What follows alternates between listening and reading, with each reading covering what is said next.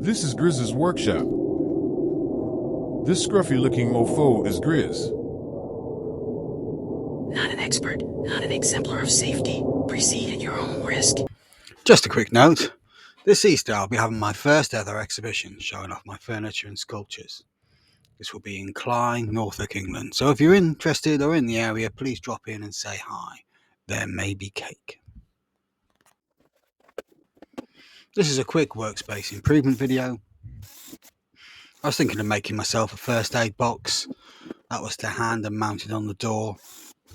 And that's when I realised I already had a first aid box. It was sat at the back of the workshop and not very handy. But it's one my brother gave me from his old car. It's a German first aid kit. Everything appeared to be still in date. So I drilled some holes in the back of the plastic box to mount to the door, and I made some more so I could thread some shoelaces through so that the contents wouldn't fall out when it was upright.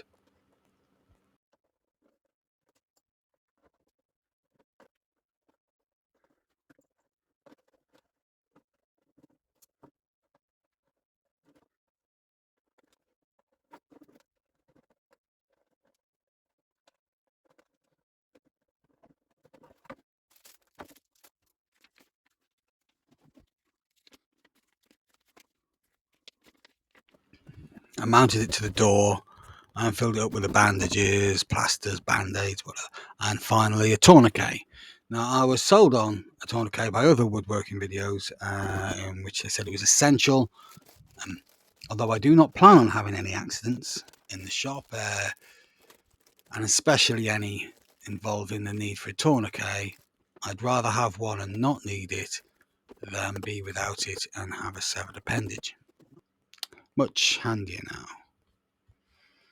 Let me know in the comments what your safety precautions are. Next up, my boiler cupboard. This is a space where things are kept out the way. I use this space for my epoxy pours, especially in the winter when the cabin gets too cold and it's quite often full of sawdust. This is a nice little space where you can put things out the way and there shouldn't be anything throwing dust inside it. But every time I use this cupboard I have to move the contents out the way.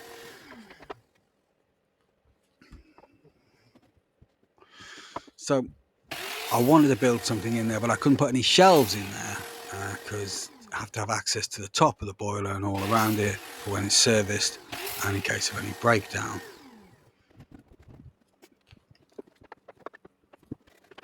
So I just decided to mackle something up. Now, it didn't need to look smart, and it will resemble the sort of slat shelving typically found in airing cupboards. I used some 2x2 offcuts, bits of plywood and batten from previous projects. It needed to be tall enough to hold the little box full of the back garden shoes, things for doing in the rough such as wellies and boots, etc. It had to be wide enough to sit on all four corners of the casing so it didn't cause any deflection within the casing.